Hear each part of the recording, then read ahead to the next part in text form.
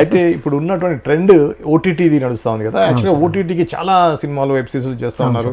నిజంగా ఆ యొక్క ప్రాసెస్ మీద మీకు ఏమైనా అవగాహన ఉంటే చెప్పండి చూసేవాళ్ళ కోసం.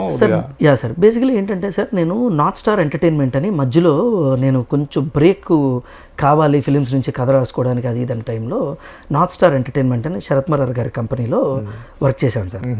So they have very good access, అంటే ఓటీటీ వెబ్ సిరీస్ కానీ అవి కానీ వాళ్ళు బాగా చేస్తున్నారు.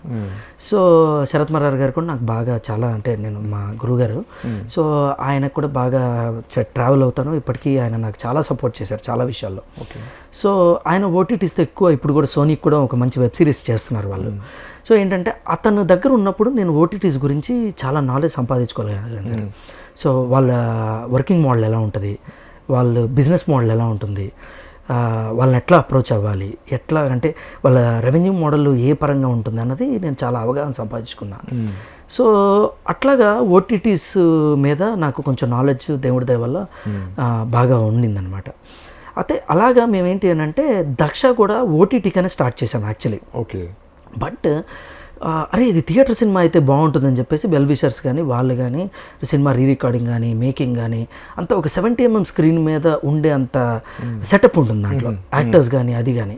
సో సరే we will go for theatre release, ఎలాగైనా ఓటీటీస్ కూడా they made it mandatory that other than original ఆ particular platforms original it should be a theatrical release.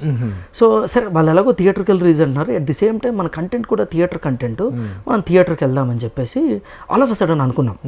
సరే ఓటీటీ అనుకున్నాం కానీ బట్ లాస్ట్లో కాపీ చూసి మేము సరే థియేటర్కి వెళ్దాంలే, ఇక డేర్ చేద్దాం థియేటర్ అని చెప్పేసి.